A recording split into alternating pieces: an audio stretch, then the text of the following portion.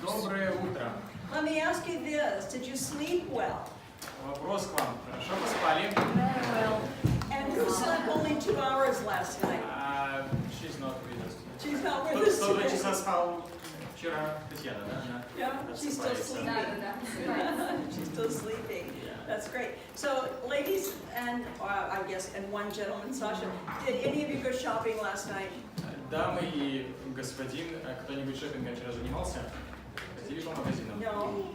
Yes. Not yet. Not yet. That's Пока the еще нет, answer. да? Yeah. Because normally, lots of times when people travel in to the big city, that's what they do. They shop.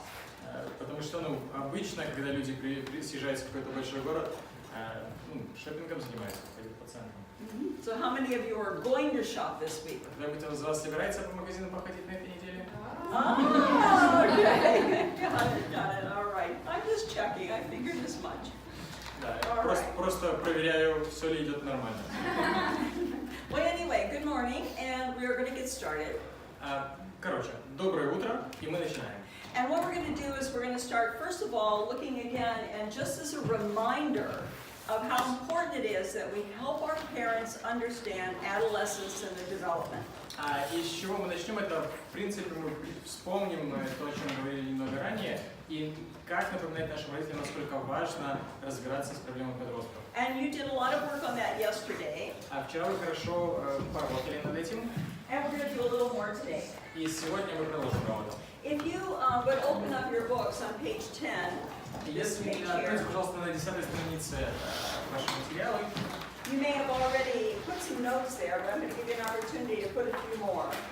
возможно, вы уже там что-нибудь записывали, но вы можете еще там прописать. So as we look at this slide, and we look at some of the areas on here, I want to go through a few of them with you in some discussion. Да, и мы видим основные сферы тут на слайде, но есть еще моменты, которые я хотела бы с вами обсудить. So as we started talking yesterday about the different areas that are normal in development, they are also challenging areas for families. И мы говорили о сферах и о том, что является нормой для разных сфер, но также есть сферы, которые особенное затруднение вызывают, как правило, в семьях. And it's interesting because if we go to cognitive development, for example, Интересно, потому что если мы рассмотрим когнитивное развитие, and we know that at this time in an adolescent's life, they begin to think hypothetically. и мы знаем, что в этот период подростки начинают мыслить гипотетически, They begin thinking logically, они начинают мыслить логически, and they begin to think about their thinking. и они начинают осознавать свой процесс мышления. That's pretty complex. Согласитесь, все это звучит довольно сложно. So they spend a great deal of time inside their head, Именно поэтому большую часть своего времени они проводят как бы внутри самих себя, внутри своих размышлений. and it's a time that they're going to develop insight. И это именно тот период, когда особенно активно идет развитие внутреннее. So if you think about that, what's the challenge that parents are going to have with that cognitive development in those areas?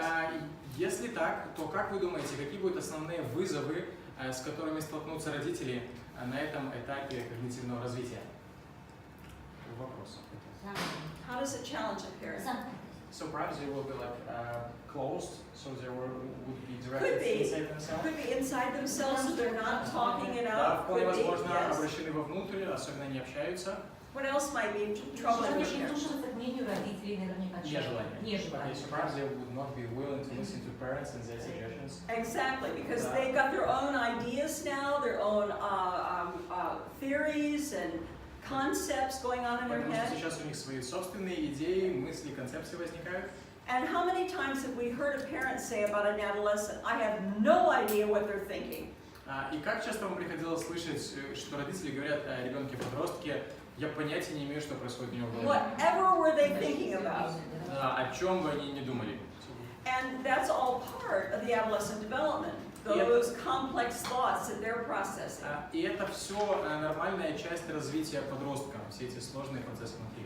So when we look at this, we want our parents to understand that this is a normal part of development and a normal part of an adolescent's confusion, and it confuses the adult as well. И общаясь с родителями, нам нужно объяснять им, что это нормальный процесс развития подростка, и что это все происходит из-за такой запутанности ребенка внутри, которая может тоже и родителей смутить и запутать. And if we look at emotional development, that's very troubling for a family. Если мы рассмотрим сферу эмоционального развития, то и здесь возникает много проблем для семьи. Because we often see adolescents will psychologically distance themselves from adults. Потому что мы часто замечаем, что подростки психологически отдаляют себя от взрослых. It's common that it is an emotional, chaotic time for an adolescent. И это в принципе очень обычно, что подростковый возраст является очень хаотическим в плане эмоциональном периоде в жизни And you'll подростка. often hear families talk about it's like a roller coaster that you're on. Да, и мы часто слышим, что семьи описывают это как американские горки Pretty common.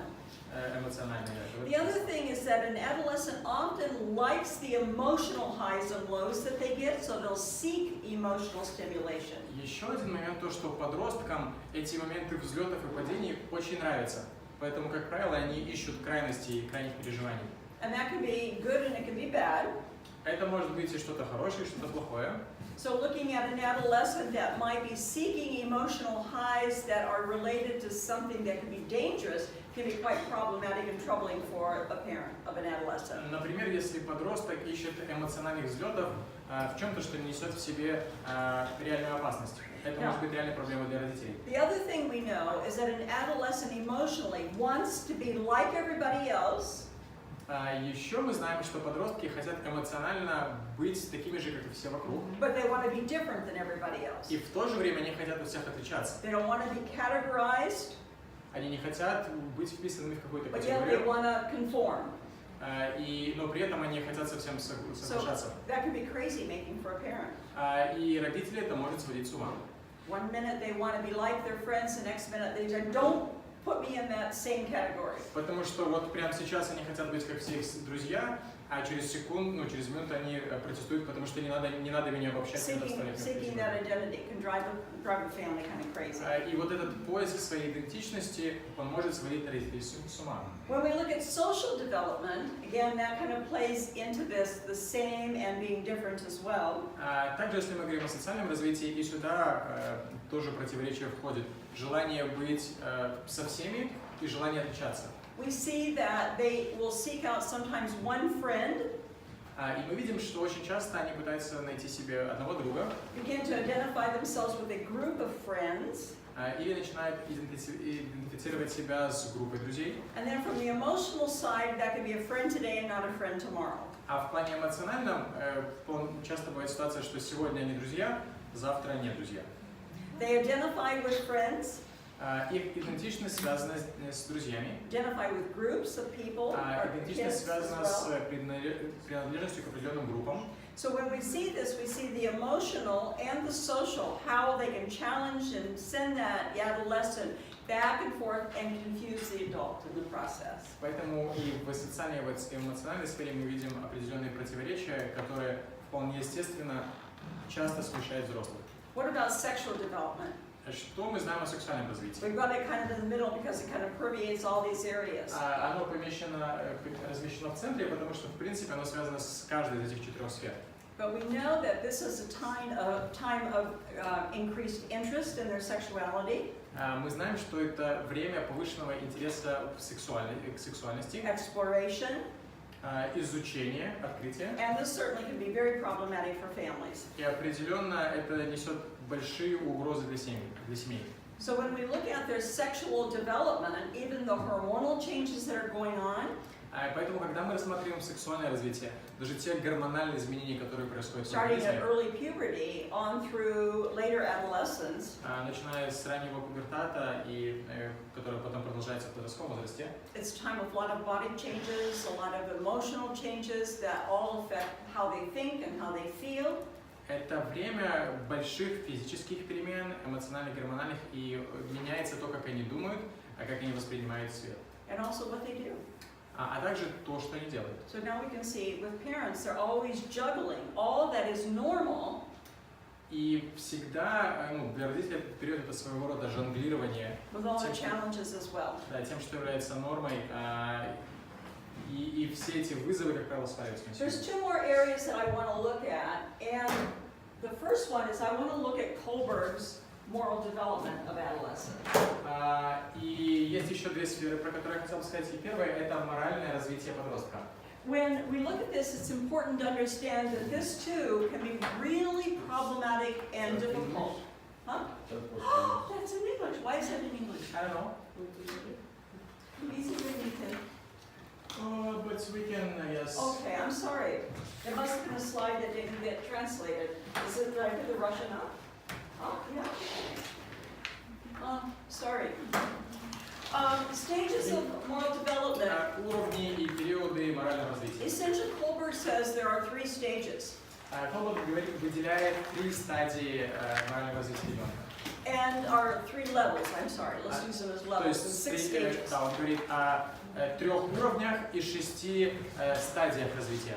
So when we look at them, it's interesting to look at how young people move through those different levels and stages. И когда мы знаем про эти стадии и уровни, очень посмотреть, как подросток проходит эти стадии. It's actually behind this slide. When you turn on page to slide 41, 41 слайд, если вы дойдете в своей презентации, it has 2 layers on that slide, but you only see 1. Да, потому что на этом слайде есть 2 уровня, а вы видите только один. And because this one is is underneath the layer that you see. Потому что он, короче, на слайде 2 уровня, переведен только один. So when we look at this, what we see in children very early on is that their whole moral development is to avoid punishment. They want to be favorable to the parent. Whatever the parent says is perfect and that's right, and they want to please the parent. Что мы видим в своем Little children. Когда мы говорим про маленьких детей, то в плане морального развития мы можем сказать, что к чему стремятся дети, это избегать наказания. То есть они, как правило, стараются угождать родителям, делать им приятное, избегать конфликтов. And then a little bit later, what we see is a higher level, looking at the pre-conventional. The child is looking at what are the rewards, what is the affirmation I'm getting from my family or from others that say I'm doing the right thing. То есть этот уровень, который происходит перед самим действием, да, ребенок оценивает, что он получит, что он потеряет, оценивает наказание и награду, которую он может получить. And so stage 3, the conventional, is where the child or the young person wants to live up to the expectations of the adult. И второй уровень конвенциальный, когда ребенок хочет соответствовать ожиданиям взрослых вокруг себя. Live up to the expectations of the teacher. Вести себя так, чтобы это соответствовало ожиданиям учителей. And also that looking at moving into the next stage, stage 4, there are rules, there are laws that are to be obeyed, and they're going to remind you of those if you go to break them. И на этом втором уровне они переходят к 4-й стадии. Это они осознают, что есть определенные правила, и им нужно подчиняться, их нужно слушаться. Number 5 is really looking at more of the rights of others. 5-я ступень, она связана с пониманием прав других людей. If promises are made, they believe they should be kept, that's the right thing to do. То есть, если я даю обещание, то я должен его сдержать, потому что это правильно. And stage 6 is the highest level, and that is really a stage that most people don't get to. И шестая стадия – это такой морально наивысший уровень, к которому, к сожалению, даже взрослые не все And it's when доходят. people live by their own moral imperatives. Когда люди начинают жить в соответствии со своими собственными моральными императивами. Now let me give you some examples of that. Приведу пару примеров. When little children, like little ones, very small, Когда маленький ребенок, ну прям совсем when маленький, they begin to see that mommy's pleased or daddy's pleased, когда они видят, что что-то приносит радость маме или папе, that's kind of their moral thermometer. вот это для них их шкала, их термометр моральный. And a little bit later on, they begin to learn from mommy, from daddy, from caregivers that when the light is red, you're supposed to stop. That's the law. Чуть позже дети узнают от родителей, от опекунов, что если увидите красный свет светофора, вы должны остановиться. So now they're internalizing that they're not just what mommy and daddy say, but there are some guidelines that are out there that we have to obey or there are consequences. То есть сейчас они начинают принимать эту идею, что есть не только папа и мама, но есть определенные правила во внешнем мире, которые мы должны принять и которые мы должны слушаться, иначе у нас будут возникать проблемы. Daddy's driving the car, mommy's driving the car. Поэтому папа ведет машину или мама and they ведет go машину, really fast through a yellow light and it turns red as they go through. и они гонят на мигающий желтый, и вдруг загорается And the красный, child says, "Oh, you broke the law." и ребенок говорит, ты плохой, ты плохо сделал, ты нарушил So закон. they're quick to, when they've learned those particular rules, they're quick to remind us of what those rules are. Поэтому, когда дети выучили какие-то конкретные правила, они очень активно напоминают нам об этих правилах. There's no question about the rule is the rule, the law is the law. У них нет вопроса, они не сомневаются в том, что правила есть правилами, законы есть законами. As the moral development continues, then we begin to question the laws a little bit. А чуть позже в моральном развитии мы уже начинаем сомневаться в правдивости и истинности тех или иных законов. And so at the time we begin to say, that's really not right. И в этот момент мы начинаем говорить, что вообще-то это неправильно. I don't really like that. I don't think we should have to do that, so I don't think I'm going to. Мне не нравится это делать, наверное, вам не Changing it. стоит. Что-то изменяется в восприятии. And a lot of us get to that place. И многие из нас доходят до этого уровня. Then there comes a stage that is the highest stage of the post-conventional. И потом происходит наивысшая стадия, которая вот входит в эту третью That can be постконвенциональную really уровень. problematic. Это может быть действительно очень трудной стадией. And it's where those moral imperatives, those ideas that I have, no matter what best practice is, what society says or the laws say, I believe I know better. Это стадия, когда у меня есть определенные убеждения, и вне зависимости от того, что думает общество, вне зависимости от того, насколько трудно это реализуемо, я стараюсь придерживаться того, что я считаю моральным императивом. So it's almost when your idea becomes that you're better than the law, and that you're not going to obey the laws, or you're not going to obey those other societal norms because you know better. По сути, это стадия, когда ты становишься уверен, что твой внутренний моральный закон, он лучше, чем правила и законы этого общества, поэтому в случае конфликта ты будешь слушаться своих внутренних правил и законов, а не внешних. I may have told you the story last time, but I had a friend that went there into that level.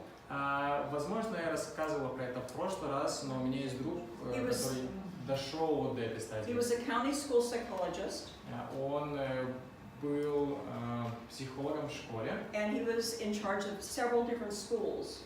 и он работал с несколькими школами одновременно. He and his wife had moved into our county and become foster family.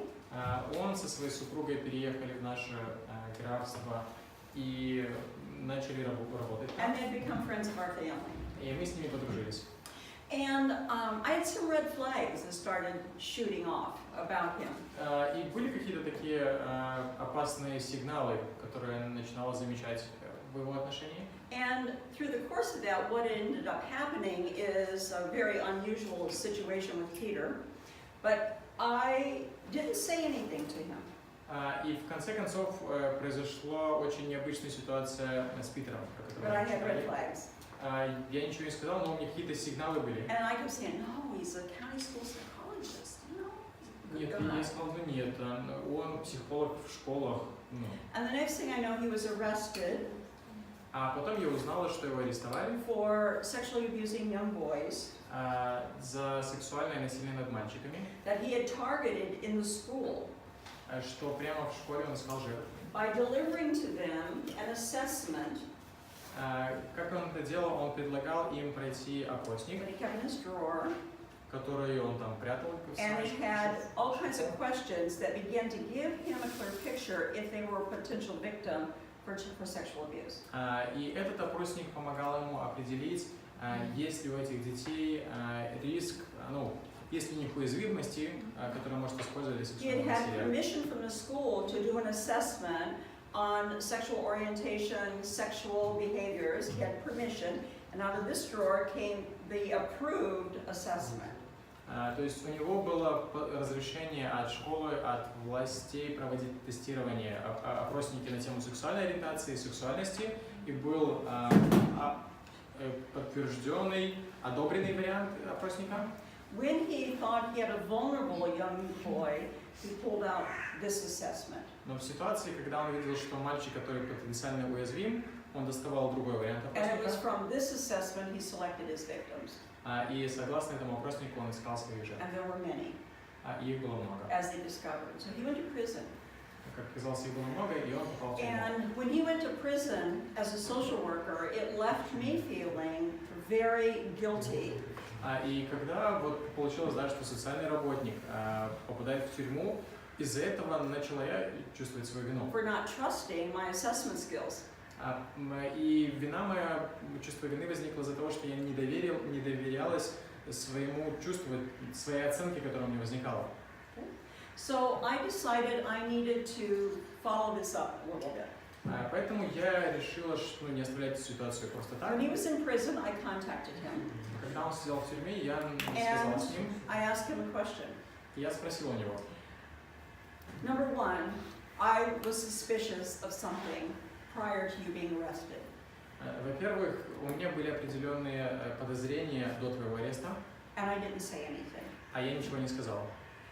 I am asking you, had someone confronted you from the professional environment, would it have made a difference? И поэтому я хочу спросить у тебя, если бы кто-то из вот профессионального круга обратился к тебе и как бы попытался объяснить тебе твою неправоту, это могло бы что-то изменить?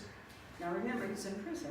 Помните, он уже сидит. He wrote to me back. Он написал мне. He said, you don't understand, Ruby.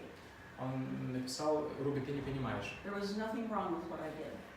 Я не сделал ничего плохого. These boys were interested. Это было интересно мальчикам. We enjoyed each other. Нам нравилось это. And Это it's раз нам society that has the problem. И проблема не в нас, проблема в обществе. Someday you'll see that. Однажды ты это увидишь. You see what he did? The moral imperative? Видите, к чему это приводит? Его внутренний моральный императив. It didn't matter that he was in prison. Не важно, что он в тюрьме. It didn't matter that there were laws against what he did. Не важно, что есть законы, которые он нарушал. It didn't matter that the social work profession, the psychology profession, the medical profession, all the different professionals would say, the law said you were wrong. Не важно, что все профессиональное сообщество, социальные работники, психологи, учителя, He врачи, believed he was right. все скажут, что ты не прав, ты нарушал закон. Он говорит, что он That's a прав. stage 6 in a bad way. Это плохой пример человека, достигшего 6-й уровень морального развития. Stage 6 does have outcomes that are positive outcomes. Однако среди людей, достигших 6-й стадии, есть и хорошие примеры. Mother Teresa would be considered a stage 6. Например, мать Тереза – это позитивный пример человека, достигшего 6-й уровень морального развития. No matter what she did in India, people would say to her, you're wasting your time. Чем бы она ни занималась в Индии, люди говорили ей: ты понапрасну тратишь свое You need время. to teach others. You need to do something bigger. Тебе нужно обучать других, тебе нужно делать что-то более масштабное. And she said, no, what I'm doing is right. А она говорила: нет, то, что я делаю, это правильно. And so her moral imperative Поэтому ее моральный императив fought against all of the other professionals who said to her that she could do so much better if she were teaching and empowering other people. Ее императив внутренний помогал ей бороться против давления внешнего профессионалов, которые говорили, что по-другому ты сделаешь больше, будешь более эффективным. Another side of that, and a bad example would be of doing the wrong thing would be Hitler. Еще один пример человека негативного, достигшего 6-й стадии, это Гитлер. Он имел свой внутренний моральный императив. With his intention of believing that he could create the most perfect of societies. Он был уверен, что у него есть мысли по тому, как создать наиболее совершенное общество. And in order to do so, he had to eliminate those who were the threat to that society. Но для достижения этой цели ему нужно разобраться, уничтожить тех, кто будет препятствием. То есть, видите, Now the question often comes is that can teenagers move into those levels of moral development? The answer is yes. И часто возникает вопрос, могут ли подростки пройти вот эти стадии, дойти до этой стадии. And to some degree, there's a fine line between when one of those behaviors out of there becomes almost diagnosable. И ответ: да, они могут достигать этого. Вопрос в том, где эта тонкая грань, когда мы можем сказать, где они находятся. Make sense? that there's a fine line for some of the behaviors as a child, young person will go to 5 and 6, that we might be diagnosing them as sociopaths or etc. В принципе, есть определенная тонкая грань между этим 5 и 6 уровнем, и нам нужно учиться по поведению различать, где они находятся на 5 And и how 6 those уровне. behaviors start to stick up. Yes, Diana? Эти уровни последовательно проходят? So they're usually like you going from one stage to another, you can't skip a step. Or Well, they can be blended together, so very finely that you can't really define one step to the next step. It's a very good question. Да, хороший вопрос. Они могут быть перепутаны, то есть не обязательно, бывает очень трудно, And there невозможно разграничить. And there could be rapid movement through some of those first stages. И где-то вот на уровне первых стадий движение может быть очень стремительным. And one of the things I think is important for us in helping our parents understand is that when a young person comes to them, they come with one of these stages of moral development. Чему нам важно обучить родителей?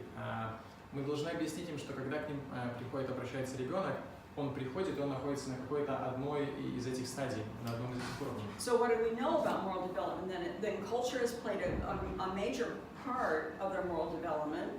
Что мы знаем о моральном развитии? Во-первых, это то, что культура играет существенную роль в формировании, Which means their community, то есть их сообщества, their family traditions and behaviors and norms. их традиции и нормы семейные.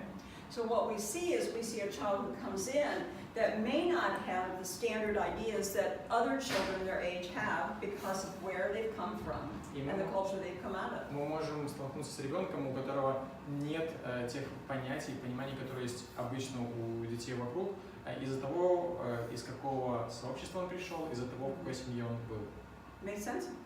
Понимаете? All right. The next area that I want to look at, hopefully this is in Russia, I want to look at psychosocial development. Еще одна сфера, о которой хочу поговорить, это психосоциальное развитие. English, sorry. Опять же, на английском языке. Essentially, what we're looking at here is we're looking at Erikson, and all of you have studied Erikson likely. Здесь мы опираемся на исследование Эриксона, и я думаю, что все вы знакомы с его исследованиями. So, what we want to help our families understand when we're working with them is that children are developing in all of the 4 primary domains that we just looked at, plus in a lot of other areas as well. Что мы должны попытаться объяснить нашим родителям, что во время взросления, особенно подросткового возраста, ребенок развивается в этих 4 основных сферах, но также есть еще и другие сферы вокруг, в которых происходит развитие. So we've got the sexual, spiritual, the moral, psychosocial. Духовное, сексуальное, моральное, социопсихологическое. And when we look at Erikson, what Erikson was helping us to understand, for children to move through to adulthood and through on into later in life, that the stages of men have tasks that need to be accomplished at each stage. И что нам помогает понять Эриксон, это то, что по ходу движения развития от ребенка до взрослого человека на каждом этапе развития возникают свои проблемы и задачи, которые необходимо решать. So I think a chart like this would be something really be good to give your families, just so they can ponder it and think about it, and you then can step in and even explain further with them. И я думаю, что было бы очень хорошо, если бы вы могли дать эту схему своим родителям, That чтобы very они видели, early понимали. on, children need to learn trust. То есть от младенчества до 18 месяцев они учатся доверию и недоверию. It's their first task. Это их первая задача. And if they don't learn trust, what happens? They mistrust. Они учатся доверию, а что происходит, когда они не доверяют? It's one or the other. Тут или доверие, или недоверие. They either trust or mistrust. And a lot of the children that you probably look at and work with have not learned to trust at that early age. И, возможно, многие из тех, с кем вам приходится работать, на самом деле не научились доверию вот на этом очень раннем этапе развития. Good example of that are babies that are in cribs, that are in orphanages. And you've got 10 babies in a crib, and they get fed at certain times and changed at certain times. Например, хороший пример этого дети, которые в доме малютки, да, которые лежат по 10 человек на кроватке, которых кормят в определенное время, которых меняют подгузники в определенное время. Trust is built by the baby's cries, by the baby's sounds. Доверие у ребенка выстраивается через его плач, через звуковое взаимодействие. Okay? Baby coos and goos, and somebody's there to respond to that cooing and gooing. То есть ребеночек там огукает, и мы реагируем на это огуканье, и получается взаимодействие с ребенком. Baby cries, somebody responds to the baby being cold, wet, or needing to be fed. Ребеночек плачет, и кто-то реагирует и восполняет нужду ребенка, если ему холодно, если он обмочился или если его нужно покормить. And that's often referred to as the serve and return that creates the trust. То есть, что обычно формируется на этом этапе, это как бы подача и ответ. Ребенок дает подачу, ему каким-то образом отвечает, это выстраивает доверие. Where that has not happened in a baby's life, they've not learned trust, and so the adult attachment to that child early on has been interrupted. Поэтому, если ребенок не получает вот этого взаимодействия, возникают проблемы с доверием. И позже проблемы с взаимодействием со взрослым, потому что не было человека, которому ребенок был привязан и доверял. How many of you have had a parent who's wanting to adopt will say to you, I'd like a baby because they're going to be okay. The older they get, they might not be okay. Думаю, что встречались с ситуациями, когда родители собираются усыновить ребенка и говорят, а нам, пожалуйста, дайте новорожденного, потому что с ним, наверное, все будет нормально. На самом деле, когда ребенок будет расти, с ним может быть не очень нормально. What they don't realize is that prenatal trauma could have occurred with that child. Чего родители не понимают, когда говорят так? Во-первых, что могла иметь место пренатальная травма. And then in the early days and months of that child, that lack of serve and return, А потом на раннем периоде жизни отсутствие этой схемы подача и ответ, and so what we have is we have a child who doesn't trust, в итоге приводит к тому, что у нас ребенок, который имеет проблемы с доверием. which means often that's demonstrated in attachment issues. И часто это проявляется в проблеме с привязанностью по мере взросления ребенка. So the next stage, 18 months to 3 years, we see autonomy is the task. И мы видим, что в период 18 месяцев, 3 года, одной из задач это автономия. And we see that with children. One example is children will hide, they'll go away from mommy and daddy and they'll hide, they'll think they're hidden, but yet they know where mommy and daddy are all the time, but they try to be independent. Например, ребенок играет в прятки. Он пытается спрятаться от мамы и папы, чтобы они его не видели, но при этом он хочет видеть, где находится мама и папа. You see some of the stubbornness come out, I'm not going to wear those shoes, I want those, that's autonomy. Уже начинается какое-то такое упрямство ребенка. Don't Я не like буду that, одевать I эти want туфельки, this. я не хочу эту конфету, то есть это уже автономия. That's building autonomy as well. So the opposite of autonomy is shame and doubt. Как противоположность автономии это стыд и сомнение. Then when we look at 3 to 5 years, we should start to see the child learn and experience initiative versus guilt. В периоде с 3 до 5 лет мы смотрим, видим, что ребенок учится инициативности в противоположность вине. So they're coming up with ideas, У них появляются какие-то идеи, they're trying things on their own, они что-то сами экспериментируют, making пробуют, decisions, they want to do certain things. они принимают решение, что они что-то хотят делать. And the opposite that, if they're not given an opportunity to use their initiative, they begin to feel the lack of confidence and the guilt that comes along with that. А в случае, если у них нет возможности практиковать свою вот эту инициативность, то тогда у них возникает недостаток уверенности в себе и в результате чувство вины. 5 to 13, we see industry versus inferiority. Very similar to before. This is, I'll explain the difference. Окей. С 5 до 13 сейчас нам объяснят, и мы узнаем, про что тут идет речь. So can you explain? Yes, industry, we're beginning to look at not only they coming up with new ideas, but they're completing things. They're taking a project and they're working on things and they'll start it from start to finish. They feel good about accomplishing things. Вообще понятие буквально переводится как промышленность, но идея в том, что ребенок не просто у него возникает инициатива, он старается учится доводить дело до конца. То есть у него возникает идея, он что-то делает, преодолевает сложности, получает результат, и ему от этого хорошо. And the way that that is encouraged is the parent, validates. Good job, look what you made. What do you need? Can I get you some extra tools to help you?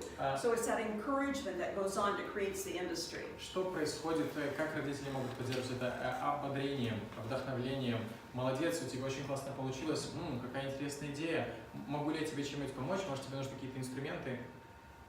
And then from 13 to 21 years, this is a long period here. Can you say a little bit about inferiority? Oh, inferiority is they feel guilty for trying things, they don't have the confidence, they think others do it a lot better than they do it. Да, и тут уже возникает такая сильная неуверенность в себе, когда ребенок чувствует себя виноватым, что он не может что-то сделать, когда он не уверен в том, что он способен, когда он ставит себя с другими. Appearing to be embarrassed by what is being created by them, they're embarrassed by Когда it. им, например, они что-то Not wanting сделали, to show it to попытались anyone. сделать, но им стыдно за это, они стесняются показать это кому-то. Then 13 to 21 is that time of accomplishing that answer the question, who am I? И 13-21 That's identity. это время, когда мы решаем вопрос, а кем же я являюсь, вопрос идентичности. So when we're looking at identity here, we're looking at all of those very complicated developmental areas I just talked about in adolescence. И здесь мы, в принципе, имеет место вот все те сложные процессы развития в разных сферах, о которых мы недавно говорили. So to come up with a clear identity, they're sorting through social, emotional, physical, and all of those particular areas of moral development to look at who am I. И чтобы обрести свою идентичность и ответить на вопрос, кем я являюсь, человеку приходится отвечать на вопросы в сфере социальной, эмоциональной, в плане развития, чтобы в моральной сфере, чтобы понять, кем же я являюсь. So they're answering questions, how do I fit into my family? То есть отвечаются вопросы, как я буду How обеспечивать do I свою fit семью, into my peer group? как я How do I fit into my peer group? Извините, насколько я вписываю в свою семью, насколько я вписываю в свой коллектив, How do I fit into my class? как я вписываюсь в компанию своих друзей и как я вписываюсь в свой класс. And so there are all of those questions. They're huge questions for an adolescent through this period of time. И все эти вопросы, если говорить о подростке, играют колоссальную роль. And often is that they struggle with this to the extent and degree that it takes years to really sort out who they are and to come solidly landing in some place that they feel good about their own identity. И иногда года проходят, прежде чем подросток сможет определить, кем же он является, и дать себе ответ на этот If вопрос. they have trouble figuring out, what we get is we get role confusion. Если же ответ на этот вопрос не найдется, тогда альтернативой является это спутанность ролей. Then when we look at older, 21 to 39 years, 21-39 лет. this is a time of intimacy versus isolation. Это время поиска баланса между близостью и изолированностью. It's that task of being able to focus in and know who you have that are your solid friends and who are your acquaintances, and knowing and feeling the difference between the two. То есть в это время мы определяем, кто есть нашими близкими друзьями, а кто для нас просто знакомый и чем они отличаются. So it takes all of those emotional and cognitive activities that we learned in adolescence. То есть здесь очень много эмоциональной и когнитивной активности, которые мы научились во время подросткового возраста. To be able to sort through some of those emotional feelings of highs and lows of what is truly a relationship that's going to last a lifetime. Чтобы, проходя через все взлеты и падения, мы могли определить по жизни, кто кем является для нас. Because remember, in adolescence, the boyfriend-girlfriend relationship is very strong. Помните, в подростковом возрасте отношения парень-девушка это что-то очень сильное. It's like, everybody's like, I'm in love, I'm in love. Такая вот реакция, там, я влюблена, я влюбился. Вот. But there comes a time when you begin to say, you know, this is a solid relationship. I love this person. I want to spend the rest of my life with this person. That is a cognitive decision, not just an emotional decision. Но потом приходит уже период, когда ты принимаешь серьезное, глубокое решение, что я буду с этим человеком. Я люблю этого человека, и я строю с ним серьезные отношения. The effectiveness comes out of the understanding the task is accomplished, that intimacy is understood and gained as a task gained. И мы, ну, то есть можем говорить, что эта задача выполнена, когда мы действительно понимаем, что такое близость, и мы умеем иметь близкие отношения с людьми. And what happens, and when we go between these two right here, it's between 13 to 39 years, so in this kind of frame right here. Что же еще происходит в этот период, если объединить с 13 до 39 лет? If this hasn't been done well, of course, we can't go on to the next area of development Если well. первый этап не был решен, как полагается, возникают обязательно проблемы с решением. So with особенностей role связи. confusion, what we see next is we see isolation. And that's where we see people changing partners all the time. Can't commit, don't stay true to a partner. We see a lot of that role confusion turn into isolation. Если на первом этапе не получилось найти идентичность и появилась вот эта спутанность ролей, то очень часто мы видим на втором этапе частую смену партнеров, невозможность выстроить близкие отношения, отсутствие доверительных глубоких отношений. And of course, what we're looking at here, as we get older and we see older tasks, generativity versus stagnation. And what do you mean by Generativity is more looking at, I can generalize who I am in my world. I see myself in my world. I know my role, my place. I feel like I've got this surrounding bubble that I fit into and fit into well. I've generalized my world. 40-65 это время обобщения или стагнации, упадка. Обобщение имеется в виду, что я могу посмотреть широко на свою жизнь, на свой круг и делать какие-то обобщения, понимать, что происходит вокруг меня и, если можно так сказать, в каком социальном пузыре я живу, я понимаю, я осознаю это. I know that when I do this, it's fitting with my goals of where I'm trying to go. Я знаю, что вот то, что я сейчас делаю, оно в соответствии с моими большими целями. I know this is a good thing to do, or this is not a good thing to do. I can see that in the bigger picture. Я знаю, что вот это хорошая мысль, это плохая мысль, потому что у меня есть более масштабная картина будущего. Versus stagnation and just feeling like you're fit and you're sitting waiting for the world to happen around you. Или стагнация, упадок – это если ты просто сидишь и ждешь, то есть и наблюдаешь, что происходит с миром вокруг тебя. The best way I look at it through those years is that when we look at generativity, is that I'm making it happen, and I have a purpose, a plan. То есть вот эта обобщенность, а может быть и направленность на созидание. Я пытаюсь, есть цель, я пытаюсь организовать, сделать что-то, чтобы достичь этой цели. And stagnation is that I don't know what I'm going to do, and I'm not going to do anything, and nothing is happening anyway. It's just like it'll just happen. Стагнация – это похоже на пассивность. Я просто сижу, ничего не произойдет, я ничего не могу сделать, я просто сижу и наблюдаю, что само по себе происходит. And suddenly, then a person in stagnation wakes up and says, "Oh my goodness, my life has passed me by." И человек, который занимает такую позицию, в один момент просыпается и говорит: "О, ужас, жизнь прошла мимо меня."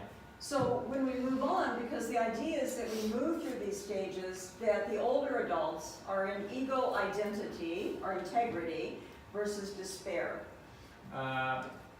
И когда мы проходим через все эти стадии развития, в итоге мы приходим либо к целостности нашего «я», либо к отчаянию. And I like to look at this ego and identity or integrity as being more like legacy. Can I explain? Yeah. That it's more like what I've done has been worth it. What I've done has led me to here. I've had a good life, and it is demonstrated by my children, my grandchildren, my contribution to society. То есть, и в принципе, это такое целостное «я», оно формируется очень часто как итог по результату, когда я смотрю, что мне получилось, чего я достиг, вот моя семья, вот мои дети, вот моя работа, и это все помогает моему «я» сказать, что все было хорошо. As opposed to despair would be like, oh my goodness, I've lived my life, nothing is good, everything is bad, nothing has happened that I wanted to, I have no more time left, it's all over. Как противоположность тому отчаянию, времени у меня больше не осталось, у меня ничего не получилось, я ничего не сделал, у меня ничего нет, а жизнь прошла. Okay, make sense? Понимаете, да? Now, the real important ones are between the years, I would say, of about 5 to, that we're really looking at mostly, we're probably right up to about 21 to 26 years of age is what we're working with adoption. Наверное, в большинстве случаев мы работаем, но наша работа где-то там от 5 до 21, как людей, которые работают с усыновителями, то есть большая часть нашей работы именно в этот период. So one of the tasks for our families is to understand, first of all, И одна из основных задач для семьи это прежде всего понять, and then secondly to realize when a child comes to us, we didn't have the opportunity to walk them through those earlier stages. что когда в семью приходит ребенок, у нас не было возможности пройти с ним эти первые But стадии we do have a развития. responsibility of picking up where they are right now. Но наша ответственность это взять их вот в том состоянии, там, где они сейчас And then находятся. asking ourselves as a parent the question, what do I do, what can I do to help this child? И задать себе вопрос, что я как родитель могу и буду делать And сейчас. patch some of the cracks in the developmental foundation. Чтобы, если можно так сказать, залатать какие-то трещины, которые были у ребенка на ранних стадиях. And literally, that's what we do, we patch the cracks. И по сути это то, чем мы в буквальном смысле занимаемся, мы Make sense? латаем трещины. Questions? И есть ли вопросы? Comments? Может быть, какие-нибудь комментарии? У нас есть теория у Высоковского в России, что все этапы предыдущие нужно все равно пройти. So we Если have a они не theory by урегулированы. Russian scientist Vysochovsky that if you skip one, so you can overcome issues on the early Все stage, задачи. and Yeah. you can like resolve all these tasks. What you do is you patch. You never completely accomplish, and you can't go back and completely correct. But what you can do is you can patch, and that's pretty much what everyone is seeing, and that's what the research would say. You patch. В принципе, да, но нужно понимать, что мы не можем полностью изменить, что было, да, мы именно латаем то, что, то есть повлиять мы можем, но это все равно другой уровень воздействия. I've always looked at it kind of this way, much what Sikowski's saying as well. I very much agree with him. Вот Is that- как я обычно это воспринимаю, в принципе, с тем, что вы сказали. These are the foundation blocks of development. Это основополагающие кирпичи развития. All right, those should be blocks. Okay, there should be blocks building up, but they're not. Да, ну, то есть это должны быть кирпичи, из которых строится здание, но это не совсем And you кирпичи. can see that as this young person continues to like moving on up in development, that this is a real weakness here.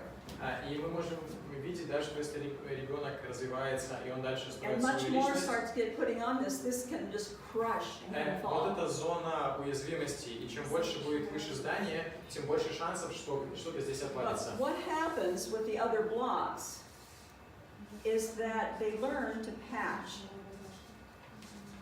They learn to patch. Но чему мы можем учиться, что можем сделать дальше? Мы можем строить такие камни, которые будут поддерживать и укреплять предыдущие. So it's never the same. It'll never be the same. Нужно понимать, что все равно это не то же самое, если бы But изначально as жили the young спальные person камни. gets older and begins to grow in some of the other tasks, these tasks that were not formed to the strength of these tasks can be patched. То есть, но с течением времени, несмотря на то, что эти места никогда не станут настолько же крепкими, насколько здоровые места, но все-таки мы их можем очень сильно укрепить, That's- поддержать. Very hopeful. Это очень, мне And I это think всем that's what помогает. you're saying when you talk about Sikowski, right? Did I say his name right, Sikowski? I know the book, I can't read it because it's all in Russian, but somebody has showed me the book one time that he wrote. It's, Однажды, я знаю книгу его, я не могла прочитать ее, потому что на русском языке, но книгу but I read Высоковского about it показывали. anyway. И я читал немного о нем. Yeah, it's good. Thank you for bringing it up, Michelle. Да, Anyone спасибо. else? comments or thoughts? Еще, может быть, комментарии и мысли. Does this make sense? Картинка, в общем, понятная. I think, the thing I like about this is that when I'm working with a family and they have a child who has lots of needs because of developmental challenges, this gives them hope. Почему мне очень нравится эта схема, когда я работаю с семьями? Когда семья и очень трудный ребенок, как правило, это помогает им обрести надежду. Okay. All right. We're going to move on and move very quickly here back to Peter. А сейчас мы еще на непродолжительное время вернемся к Питеру. When we look at Peter, Peter is a child that clearly has gone through all kinds of experiences that have hindered his growth and development. Смотря на Питера, для нас очевидно, что он прошел через пережил разный опыт, который, очевидно, препятствует его нормальному развитию. And if anyone's going to work with Peter, they have to go back and look at what was our first formula. They need to get to know him in order to love him, in order to reach him. Если кто-то хочет помочь Питеру, то ему нужно пройти через эту формулу, про которую мы говорили.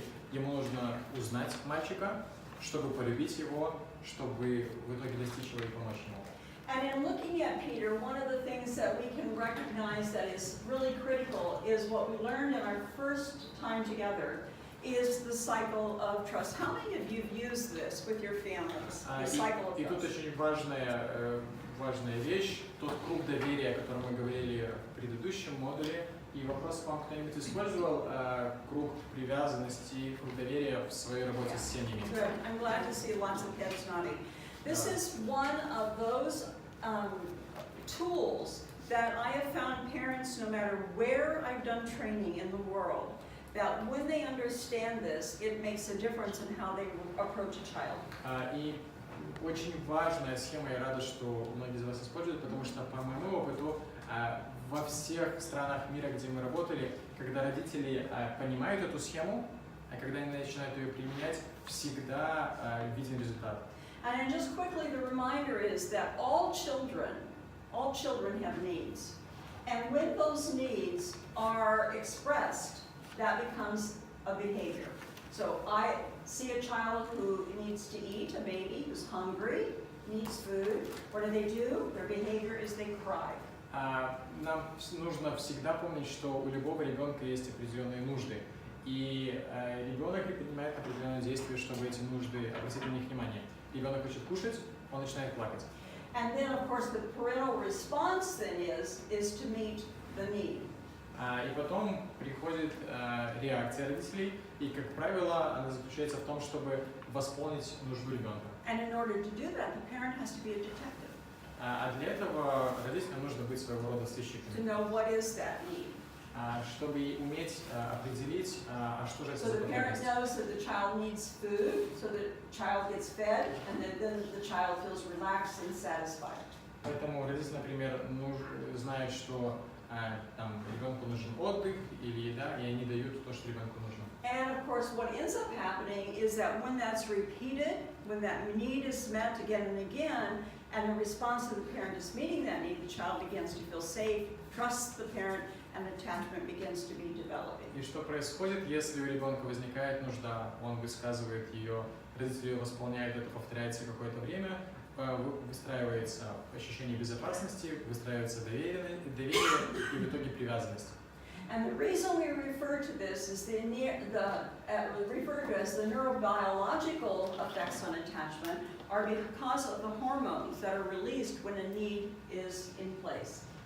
И это все завязано на нейробиологических процессах в нашем мозгу, потому что когда наша потребность восполнена, определенный тип гормонов вырабатывается. So every time that child experiences a need, essentially what's happening, the body responds, the neurobiological system kicks in, and the child is experiencing these excitatory hormones that stir the child up, and we see a behavior. Если у ребенка есть какая-то нужда, в организм выбрасываются возбуждающие гормоны, и ребенок начинает вести себя определенным образом, как правило, активно. When the parent then responds, what happens, new hormones, different hormones are coming forth, Когда, flooding the child's brain, когда же родители отвечают на потребность нужду ребенка, другие гормоны выделяются, гормоны, they're которые inhibitory, успокаивают. and what they're doing, they're relaxing the child.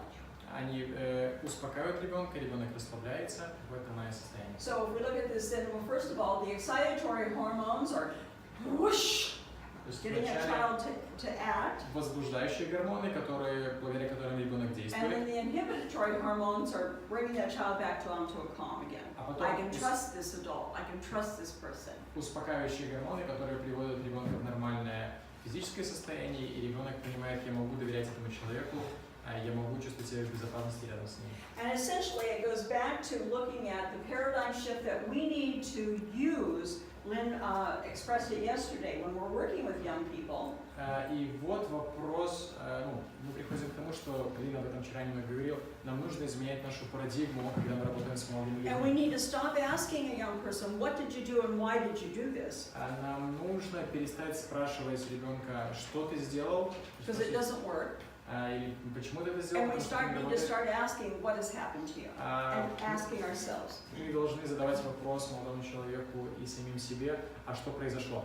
And then I would add one more to this, it's not just what happened to you, but I would ask, what is the meaning? I want to get into my own head, what's the meaning behind this Но behavior? еще вопрос, который мы должны задавать сами себе, кроме вопроса, что с тобой произошло ребенку, это вопрос, а какой смысл того, что произошло? I just did a training in the state of Ohio a couple of weeks ago with 38 foster parents. Пару недель назад мы проводили обучение в штате Огайо, США, для опекунских семей. And I asked them when they came in, I said, if there's one thing of importance that you have as foster parents that you've heard in training, what is it?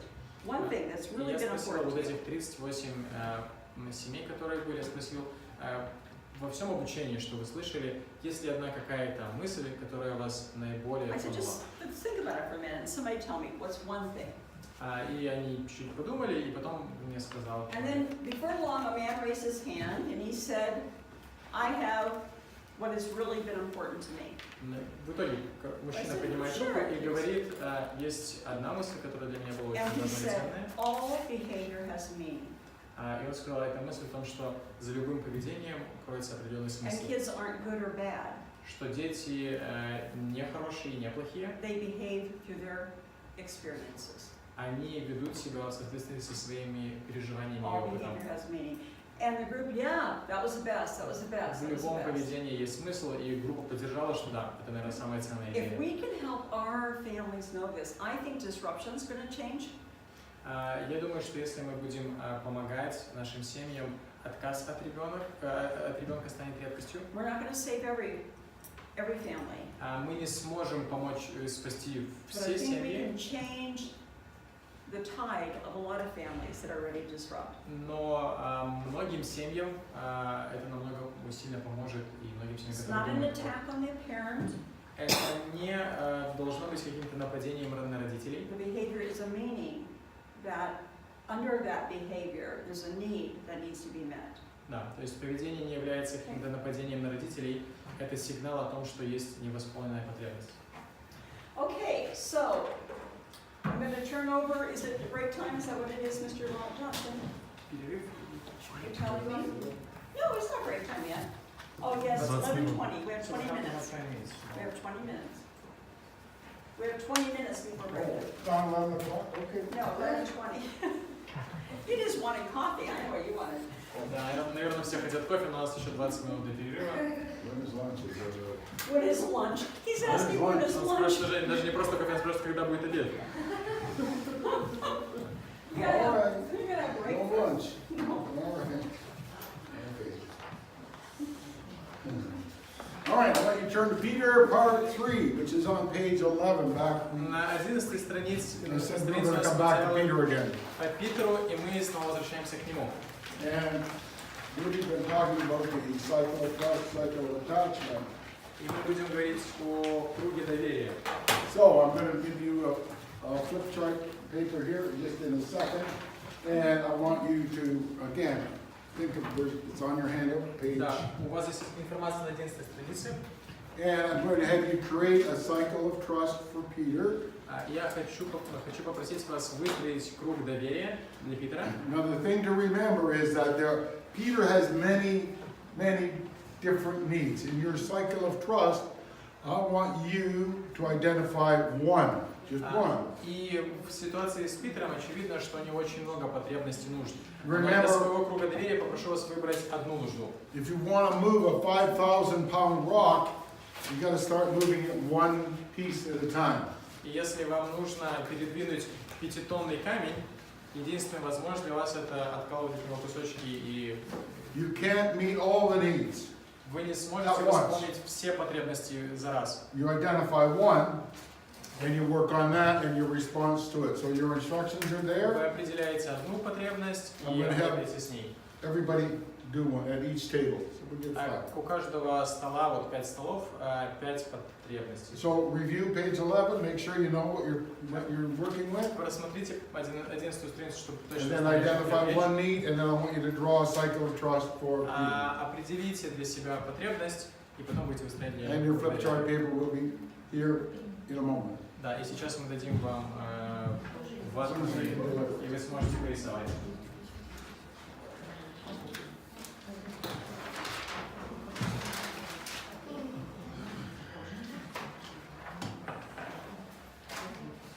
For Peter, Напомним, вы создавали круг доверия для Питера. you were to focus on one behavior, Вы должны были сфокусироваться на одном определенном поведении. and you would try to figure out what might be one need that is illustrated by that behavior. Вы, наверное, определили одну потребность, которая иллюстрируется этим поведением. And what might be a suitable parental response to that particular need. И также определить, что может быть подходящим ответом, чтобы восполнить эту потребность. And what do you think the result would be? И как вам кажется, каков будет результат? Who would like to be last? I mean, who would like to be first? Кто хочет быть первым? Okay, here, number one. Так, у нас мы выбрали потребность общения. Общение как внутри семьи, так и общение с социумом. Значит, какие были поведения, особенности поведения? Это он был малоразговорчив, уступчив в различных ситуациях, да, убегал от разговора. Отсутствовало желание, потребность вообще с новыми людьми, то есть не заводил никаких знакомств. Какие же нужно действия родителей, да, чтобы помочь ребенку, значит, Питеру? Создавать ситуацию общения, то есть спрашивать, как прошел твой день, чем ты занимаешься, давай я тебе помогу в чем-нибудь. Да, то есть постоянно взаимодействовать и общаться с ребенком. Организовывать совместную досуговую деятельность внутри семьи.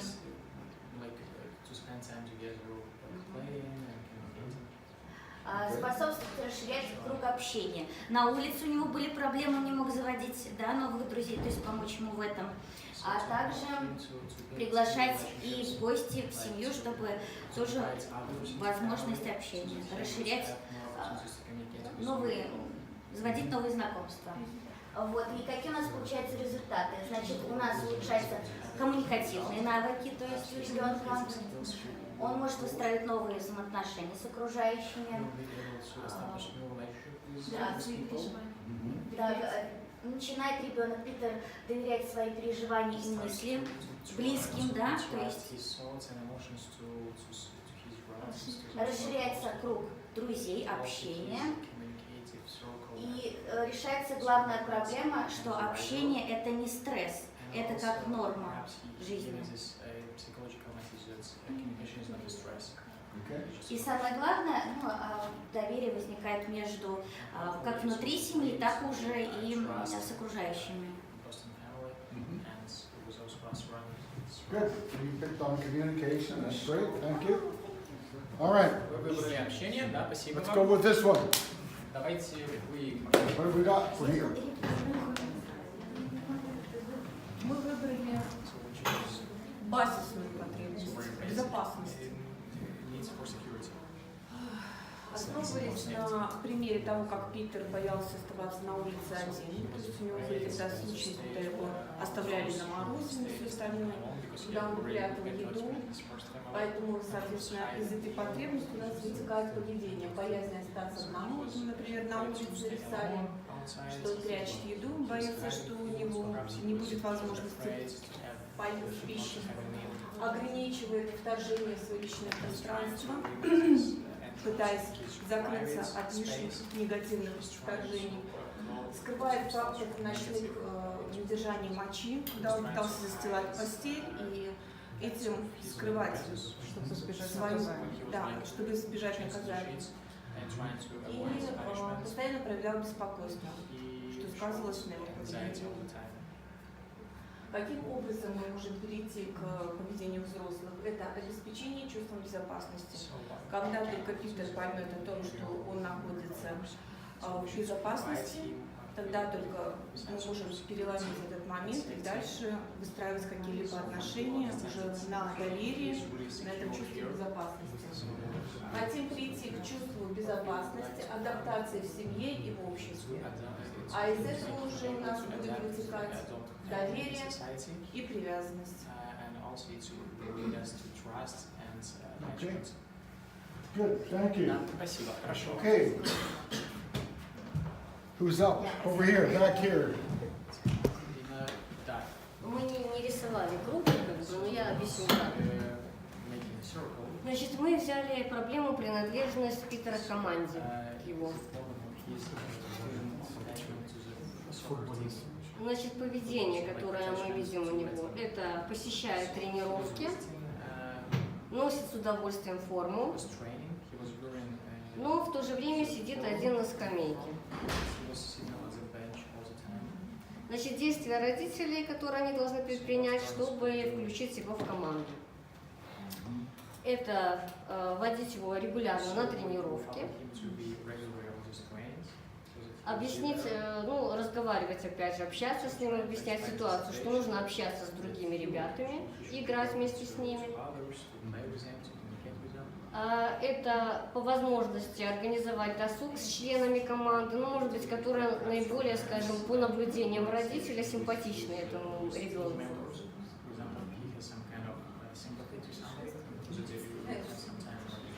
Это совместные тренировки, например, отец тоже может с Питером играть, или дома, да, тренироваться, чтобы он был более уверенным, может быть, даже. Ну и тут еще параллельно, так как он любит, значит, носить форму, но не любит стирать и боится как будто этой стирки, привлечь его к ухаживанию за формой. То есть таким образом, чтобы он, может быть, и стирал свою форму.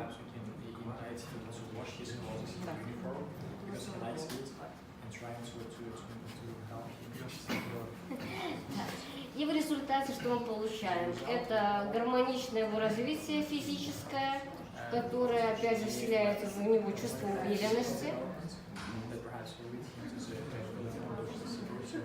Это формирование дружеских отношений, более близких с командой. Ну и в результате принадлежность его к команде. Чувство ответственности. Еще вот маленькое дополнение.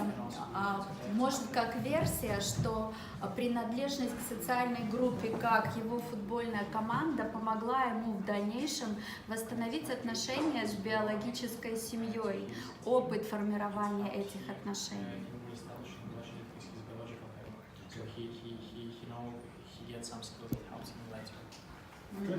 Хорошо. All right.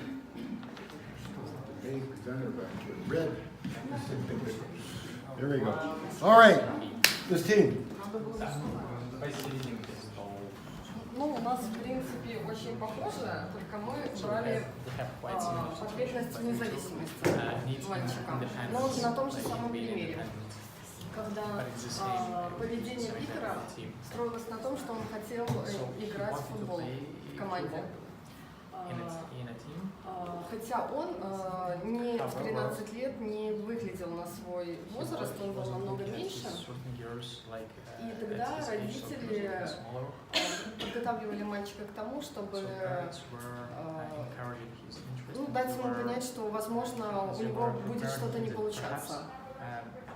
Но все равно они его поддерживали и поощряли его интерес.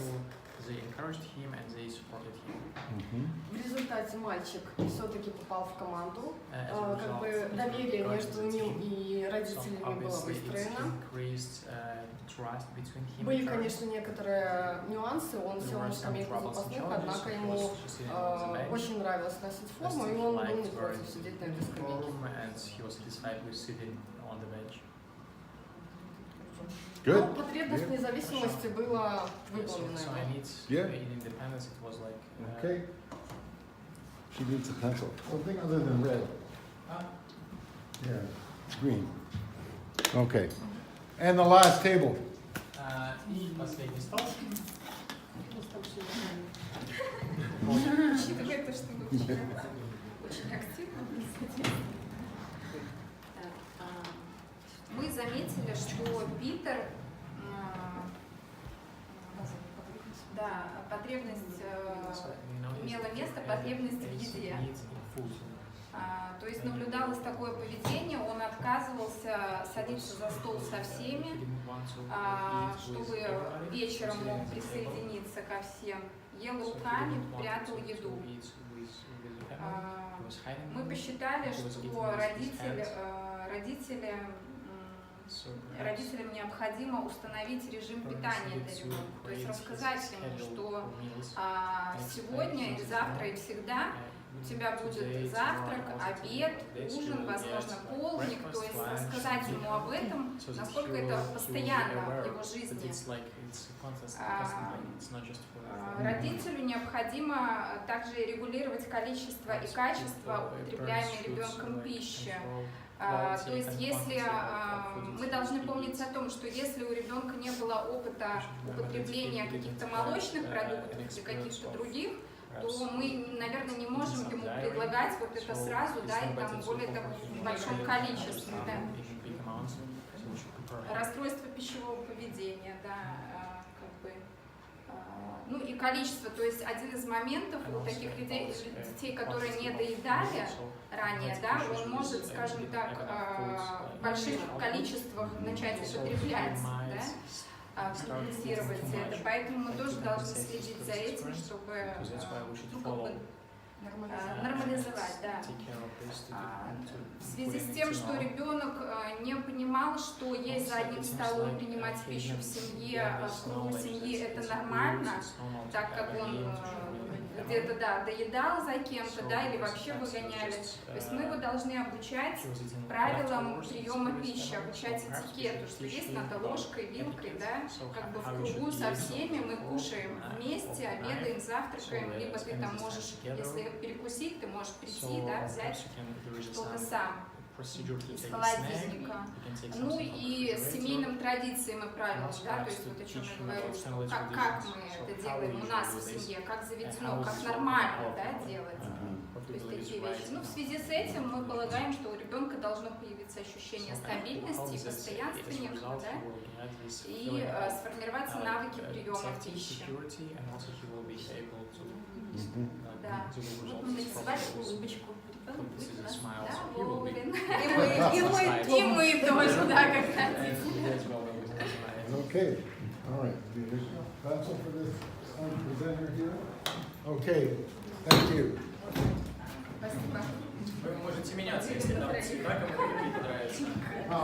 One of the things that I wanted to do here was to do 5 different cycles because I wanted to see that there could be many different approaches to the needs that Peter had. И мы хотели сделать 5 разных кругов, и мы не определили тему, да, потому что даже по одной теме могут быть разные подходы, нам хотелось посмотреть. And you've shown that with what you come up. There's no one solution to this. Да, в принципе, вы это показали, нет одного решения, универсального решения. You want to talk about Peter? Peter is doing very well. Хочу вам сказать, что у Питера сейчас все хорошо. He's married. Он женат, he has children, у него есть he's дети, an emergency medical technician, он работает на скорой помощи, and he's doing quite well. и у него, в общем, все хорошо. We're very proud of him. И мы очень гордимся им.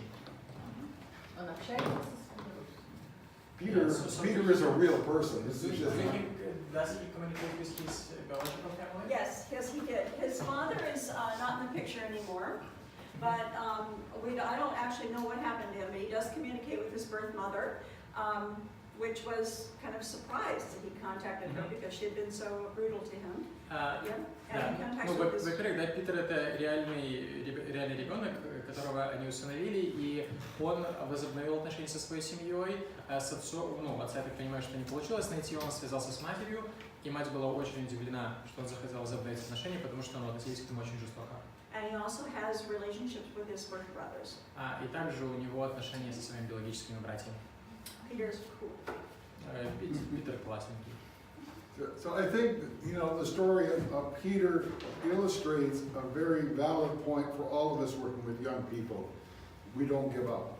Я думаю, что ситуация с Питером является хорошей иллюстрацией основного принципа работы с молодыми людьми. Мы не сдаемся. We encourage our parents, our adoptive parents, our foster parents, when times get tough, stick at it. Мы вдохновляем родителей, опекунов, приемные семьи в сложных обстоятельствах не сдаваться. We can't guarantee 100% result, but Мы не можем гарантировать стопроцентный результат. many times it happens that way. Но довольно часто получается вот как в нашей ситуации. Video.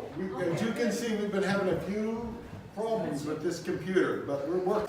What does your parents' divorce have to do with your risk for heart disease? If your mother had a drinking problem when you were growing up, are you more likely to suffer from depression as an adult? Here's what you should know about ACEs.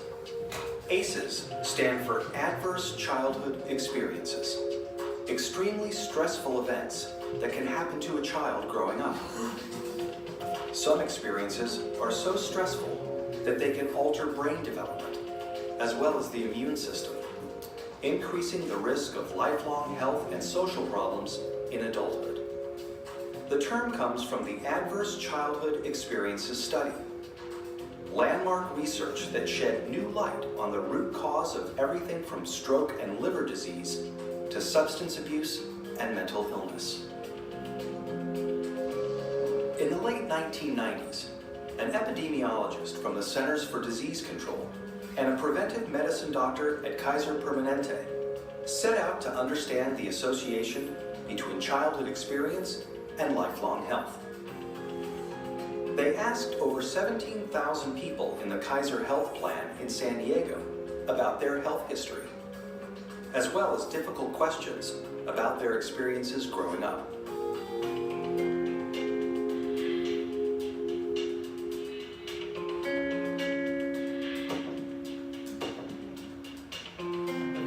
Переживали ли вы пренебрежение эмоциональное, физическое пренебрежение?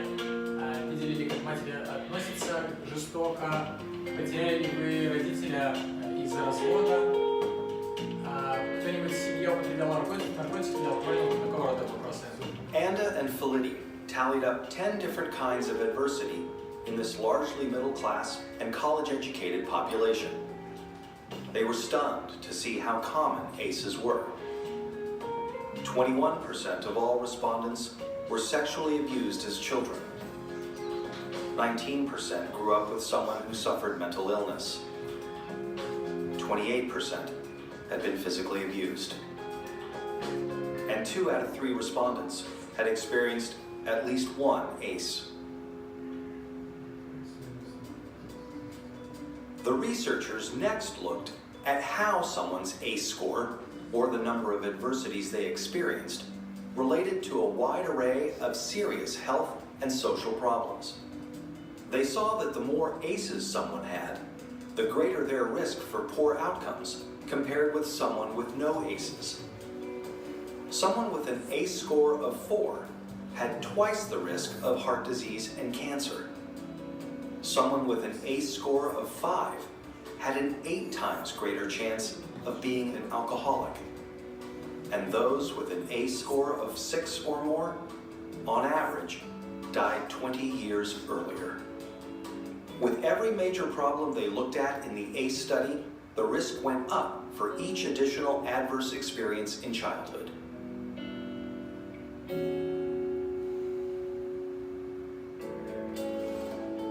As Dr. Robert Anda says, what's predictable is preventable. It's important to remember that ACEs are not destiny. ACEs are a tool for understanding the health of a population as a whole. For individuals, an ACE score can be a tool for understanding their own risk for health and social problems, and empower them to make changes for themselves and their children. ACEs tend to get passed down from generation to generation and are common across all income levels, races, and cultures. But increasingly, people of all different professions and backgrounds are coming together to discuss how ACEs affect their communities. They're finding new ways to treat and prevent ACEs. Many doctors are starting to screen their patients for ACEs as part of their medical history. More schools are becoming trauma-informed, considering the source of problem behavior when disciplining their students, instead of immediately suspending or expelling them. To learn more about interrupting the cycle of adversity and improving health and well-being for the next generation, please visit kpjrfilms.co. В наших материалах есть опросник по определению неблагоприятных факторов детства. And it is on page. На странице. Somebody tries to yell off the page. Если кто-то идет раньше нас, скажите, пожалуйста, страницу.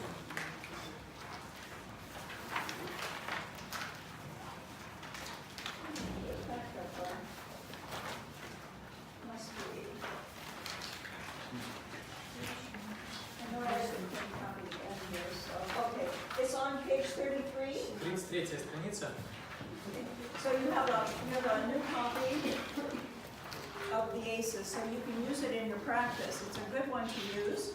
То есть у вас есть, в принципе, копия опросника, и вы можете использовать его в своей работе. Очень полезный инструмент. And it looks for those 10 factors. Да, и здесь все эти 10 факторов приведены.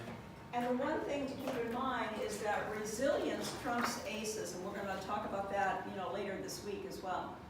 И мы будем говорить о том, что жизнеустойчивость, о которой мы вчера говорили, она влияет на перспективу этих факторов. Об этом еще позже подробнее поговорим. So when you look at Peter, you see Peter's ACEs. He had many of those ACEs. Когда мы смотрим на Питера, мы видим многие детские негативные переживания у него.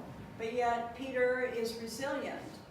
Peter has been able to learn resilience. Но при этом Питер научился устойчивости, жизнеспособности. And he's really, working against the odds, because the odds are with all of his ACEs that he should be more stymied than what he is.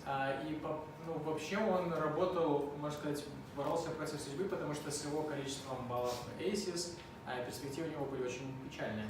But the good news is for our families who are working with kids who come from a hard place is that there's hope. Но хорошее послание в том, что для семей, которые работают с детьми, пережившими негативный So опыт, helping them to есть надежда. think through this from the perspective of what will it take to meet the need of this child, to start to build that resilience, and we're going to continue to talk more about Мы that. должны доносить это послание до семей, а также помогать им находить те инструменты и те типы поведения, которые помогут ему преодолеть последствия травматического опыта. Okay. So as we've looked at some of the behaviors that are troubling in some of the adolescents, in particular Peter, Если вы посмотрите на некоторые поведения и проблемы, с которыми сталкиваются подростки, и в частности Питер, you want to take a look, or just ask the question, what are some behaviors you might see in a well-attached adolescents? Может возникнуть вопрос, вы можете тоже поделиться своими мыслями, какое поведение вы можете наблюдать у подростков с хорошими привязанностями. Give me one. Один пример. Example, right? Yeah, just give me Она one. рассказывает о том, что у него было в школе, например. Someone is sharing what he has in school, so he or she sharing his experience Yep. with someone who he's attached. Another one. Еще что-нибудь, спасибо. He knows how to build friendship. Yes. Third one. Третье. Имеет увлечение, увлечение, He has интересы some имеет. hobbies, interests. Hobbies and interests. The fourth one. Соблюдает семейные правила. So he following family rules. Yep. 5. Пятое. Задают вопросы о своем вот, He's- физическом развитии, Perhaps там, he's asking сексуальном questions about his развитии. own physical development, sexual development, so he's Yep. asking. Communicates well. Okay. Что он умеет задать? Another one. Еще? Размышляет о своем будущем. He's thinking about his future. His future, yes. Эмоционально устойчив. So he is emotionally stable.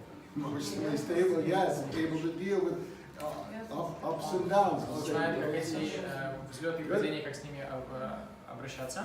One more. И еще одно что-нибудь. Уважает мнение взрослых, обращается за советом. Respect views of the elder of those who are adults. Yeah. So and he might ask for their advice.